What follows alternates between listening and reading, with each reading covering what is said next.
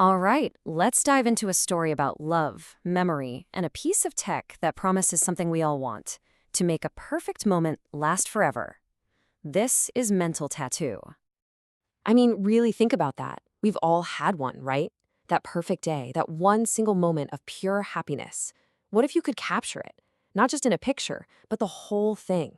The sights, the sounds, the feeling of it, and just relive it perfectly whenever you want it.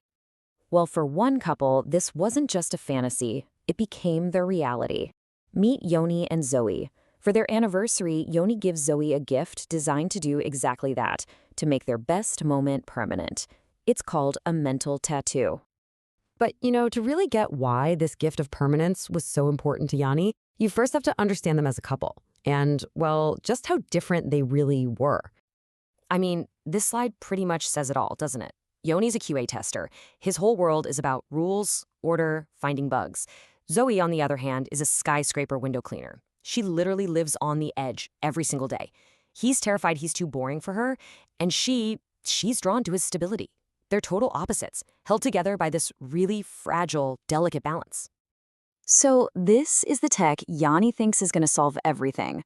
The mental tattoo. It's basically a neurological imprinting process. A couple picks one shared memory, and this company maps it, turning it into a perfect virtual reality loop they can access together. It is the ultimate promise of forever in a relationship. So what's the moment they choose? It's Yoni's birthday. Zoe planned this amazing surprise trip to the Sea of Galilee, the Kinneret. They had a picnic right on the shore with cheese and wine. They went for a swim at night under all the stars. For them, this was it. The absolute peak, the moment they felt more connected than ever. This was the memory they were going to make permanent. But here's where things start to go wrong. After they get the tattoo, Yoni starts going back into the memory by himself. And he's not just enjoying it, he's studying it. He's replaying every single word, every glance, trying to reverse engineer this perfect moment so he can figure out how to do it again and, in his mind, keep Zoe from ever leaving him. And this private obsession, it's about to turn this tool that was meant for connection into something much, much darker. He just needed to find a crack in the system. See, the thing you have to remember is that Yoni's job is literally to break things. He's a QA tester. It's in his DNA. So of course, while he's inside the mental tattoo, he starts poking around, testing the limits. He gets to the end of their memory loop, tries some command that shouldn't work, and boom, the loop shatters. He finds himself floating, totally bodiless, in a memory that isn't his. It's a childhood memory of Zoe's. He's just hacked her mind. And this brings us to a really terrifying question. Just imagine for a second that you had that power, a key to your partner's entire mind. Every memory, every secret they've never told you, every past relationship. Be honest with yourself. Would you be able to resist taking a look? Yanni couldn't. Not a chance. Of course, he justifies it to himself. He says, I'm not spying, I'm doing research. I'm just trying to understand her better so I can be the partner she really deserves. It's such a dangerous justification, right? That thin line between love and total control just gets erased. And with that one justification, what started as just a little peek behind the curtain, well, it quickly spirals into a full-blown addiction. Yoni stops living his own life, and he starts living inside of hers. He doesn't just watch her past, he experiences it. He feels the awkwardness of her first kiss, the creepy feeling of being stared at by men on the street.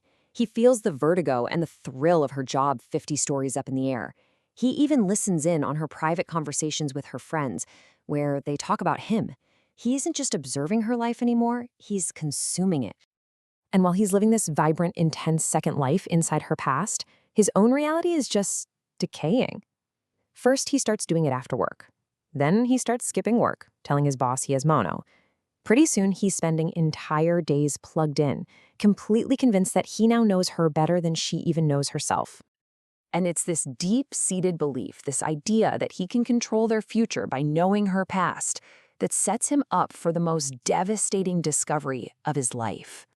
In one of their actual real-world conversations, Zoe kind of lays out her whole philosophy. She tells him, nothing is forever. Even if you return to the memory, you yourself are different.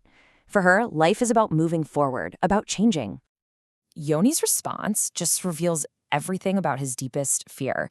a fear that comes from his mom leaving when he was just a kid. He asks her, what is love worth if it isn't forever? For him, love has to be permanent. It has to be this fixed, unchanging thing you can always go back to. They're on completely different planets. So fueled by this fear, he dives even deeper into her memories, trying to find the secret to keeping her. He starts watching her days almost in real time. And one day, he watches a memory of her at work. She's talking to a male coworker.